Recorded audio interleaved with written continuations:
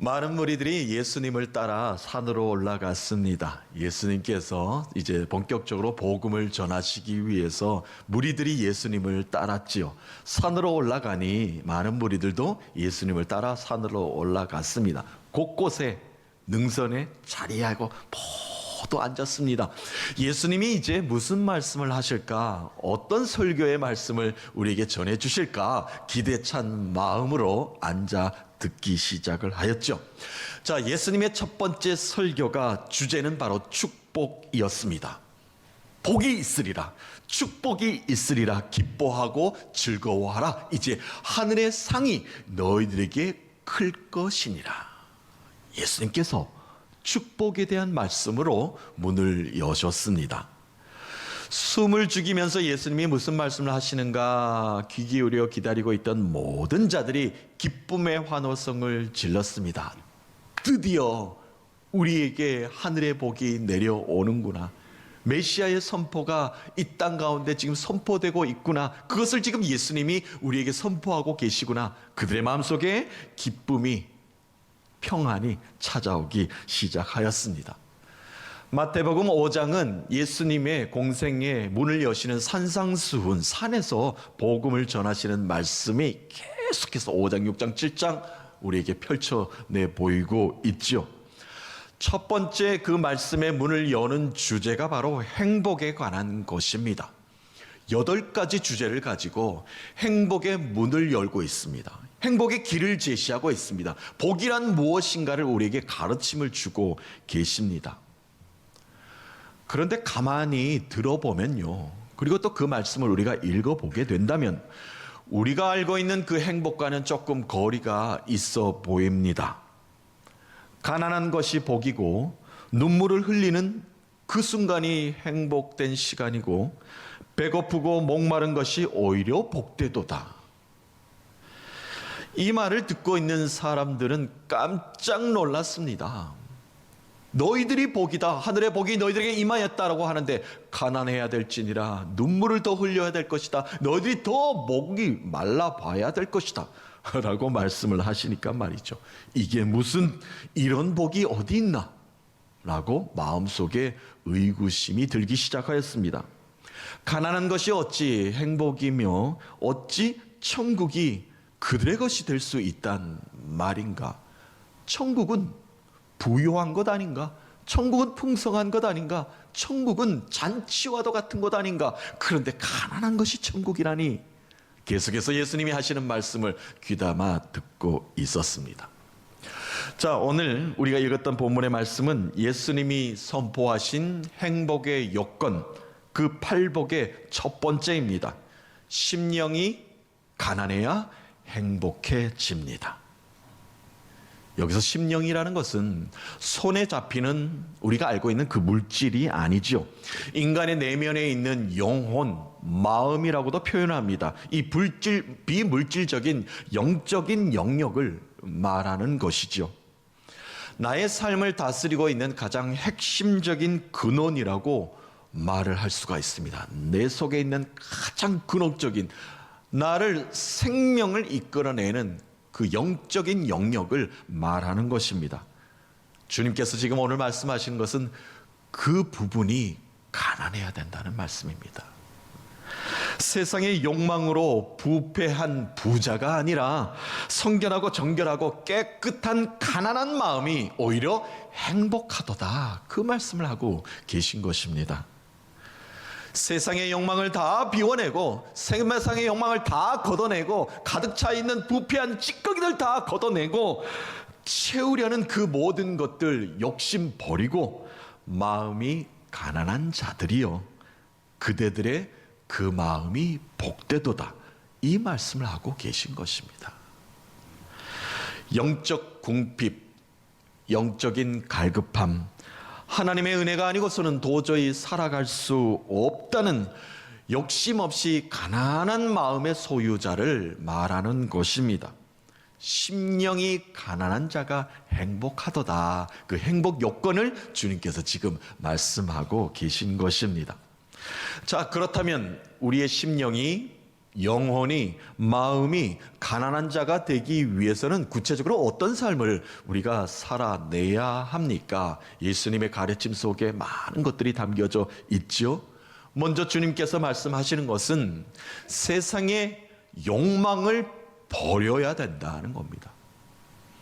세상을 바라보며 더 가지려고, 더 높이 오르려고, 더 인정받으려고 욕망의 배를 채우려는 그 마음을 비워야 된다는 겁니다. 그 마음을 버릴 수 있어야 된다는 겁니다. 그래야만 우리의 마음이, 영혼이, 심령이 가난해질 수 있다라는 것이죠. 왜냐하면 세상의 것들로 가득 채워져 있는데 주님을 어떻게 채웁니까? 어떻게 갈급함이 있습니까? 그 말씀을 지금 하고 계신 겁니다.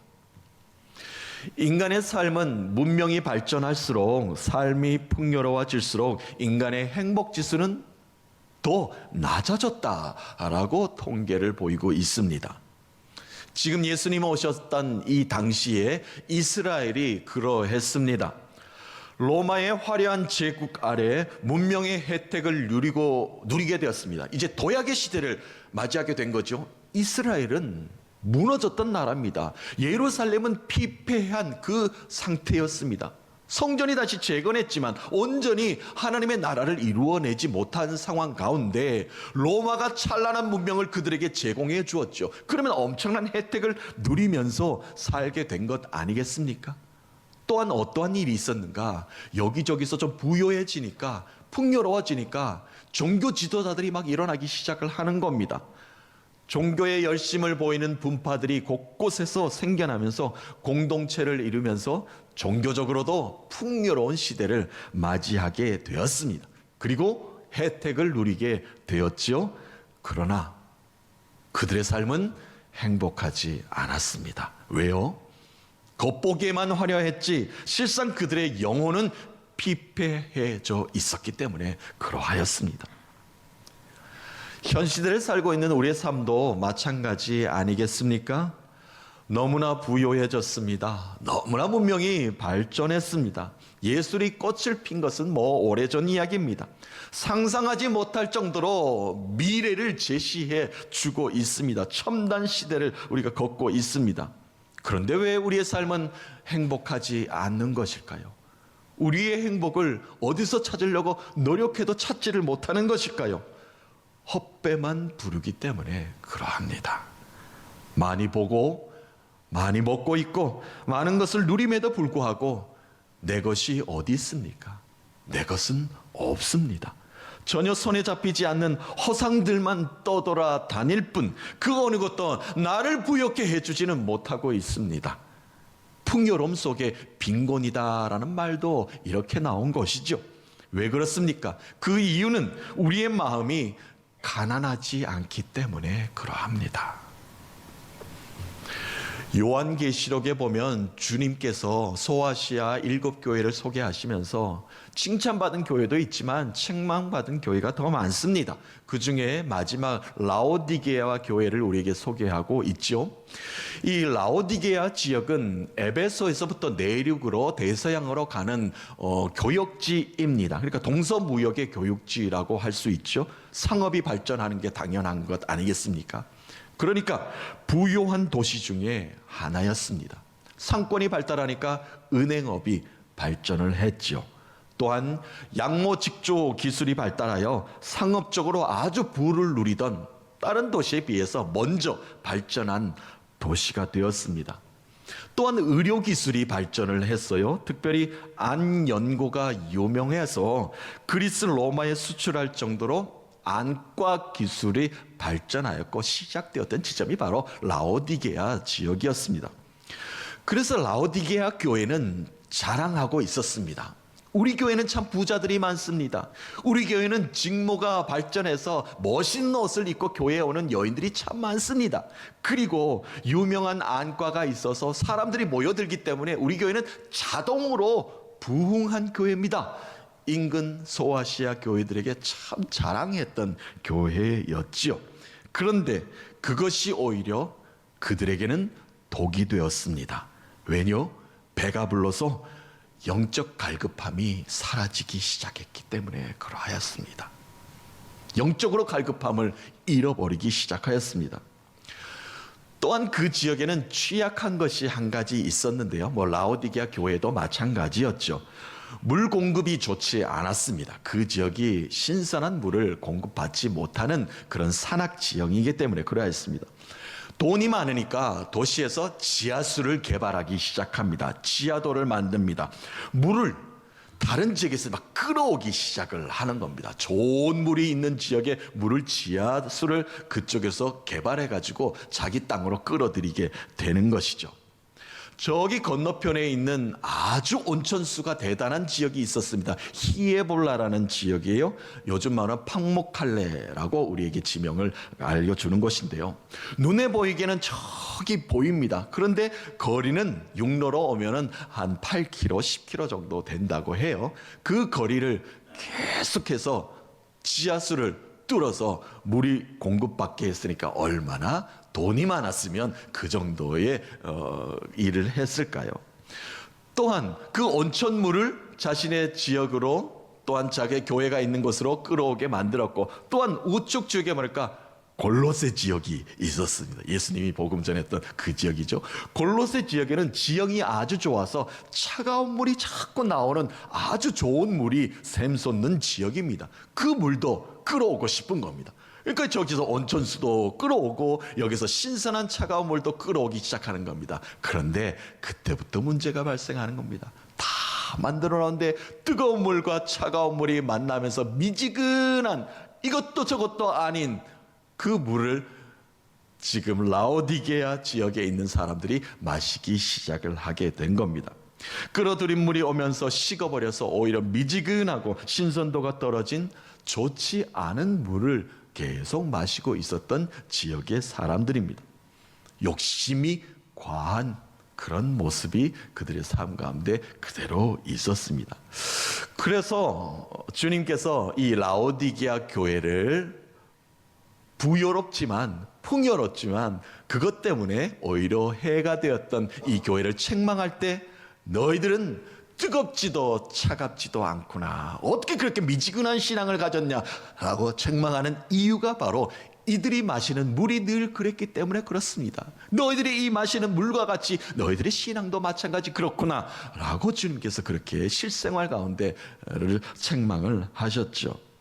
왜 그들의 심령이 미지근하였습니까? 부자였기 때문에 그러하였습니다. 더 이상 갈급함이 없었기 때문에 그렇습니다. 예수님이 뒷전에 있었기 때문에 그렇습니다. 그런 진단을 받았습니다. 그들의 마음에 간절함과 절박함이 없었습니다. 물질적으로 부유해지면서 문명으로 발전하면서 문화가 다양해지고 화려해지면서 예수 십자가를 뒷전으로 밀어내기 시작하였던 것이죠.